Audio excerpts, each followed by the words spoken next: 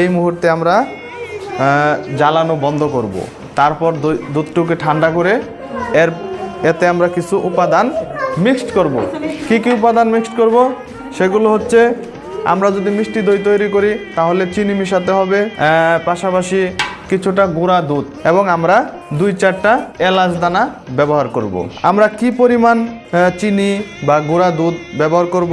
10 KG দুধ হইলে 1 KG চিনি, এবং 5 কেজি দুধ হইলে হাফ কেজি চিনি, এবং 10 কেজি দুধ হইলে আমরা হাফ কেজি গুঁড়া দুধ, 5 কেজি দুধ হইলে 250 গ্রাম গুঁড়া দুধ ব্যবহার করব। আমরা যেহেতু এটা দেখানোর জন্য অল্প পরিমাণে দুধ নিয়ে এসেছি, 5 কেজি দুধ। 5 কেজি দুধ জ্বালিয়ে আমরা 3 কেজির মতো করেছি। সেখানে আমরা কি করব? চিনি মিক্স করব কতটুকু? হাফ কেজি, এবং গুঁড়া দুধ ব্যবহার করব 250 গ্রাম, আর আমরা 4-5টা এলাচ দানা ব্যবহার করব। সেই উপাদানগুলো এখন আমরা মিক্সড করব।